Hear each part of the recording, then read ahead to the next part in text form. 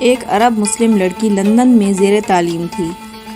ایک دن وہ اپنی سہیلی کے کسی تقریب میں گئی۔ کوشش کے باوجود وہ وہاں سے جلدی نہ نکل سکی۔ جب وہ اس فنکشن سے فارغ ہو کر نکلی تو رات کافی دیر ہو چکی تھی۔ اس کا گھر دور تھا۔ گھر جلدی پہنچنے کا ذریعہ زیر زمین چلنے والی ٹرین تھی، لیکن وہ ٹرین سے سفر کرنے سے کچھ خوف محسوس کر رہی تھی، کیونکہ برطانیہ میں اکثر رات کے وقت ٹرینوں اور اسٹیشنوں پر بہت سے جرائم پیشہ اور نشہ میں دھت افراد ہوتے ہیں۔ آئے روز ٹی وی چینل اور اخبارات میں یہاں ہونے والی وارداتوں کا تذکرہ موجود ہوتا ہے۔ چونکہ اس لڑکی کو زیادہ دیر ہو چکی تھی اور بس کافی وقت لے سکتی تھی، اس لیے اس نے بہت سے خدشات و خطرات کے باوجود ٹرین میں جانے کا فیصلہ کر لیا۔ یہ بات پیش نظر رہے کہ یہ لڑکی دیندار نہیں تھی، بلکہ بہت زیادہ آزاد خیال اور لبرل تھی۔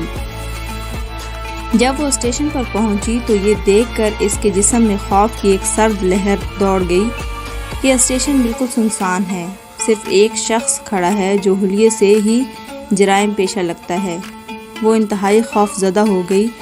پھر اس نے ہمت کی، خود کو سنبھالا، قرآنی آیت کا ورد کرنا شروع کر دیا۔ اسے جو کچھ زبانی یاد تھا، جسے ایک عرصے سے وہ بھولی ہوئی تھی، جب کچھ پڑھ ڈالا، اتنے میں ٹرین آئی اور وہ اس میں سوار ہو کر بخیریت اپنے گھر پہنچ گئی۔ اگلے دن کا اخبار دیکھ کر وہ چونک اٹھی۔ اسی اسٹیشن پر اس کے روانہ ہونے کی تھوڑی دیر بعد ایک نوجوان لڑکی کا قتل ہوا اور قاتل گرفتار بھی ہو گیا۔ وہ پولیس اسٹیشن گئی، پولیس والوں کو بتایا کہ قتل سے کچھ دیر پہلے وہ اس اسٹیشن پر موجود تھی، میں قاتل کو پہچانتی ہوں، اس سے کچھ پوچھنا چاہتی ہوں۔ جب وہ مجرم کے سیل کے سامنے پہنچی تو اس سے پوچھا، کیا تم مجھے پہچانتے ہو؟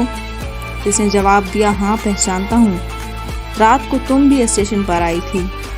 لڑکی نے پوچھا، پھر تم نے مجھے کیوں چھوڑ دیا؟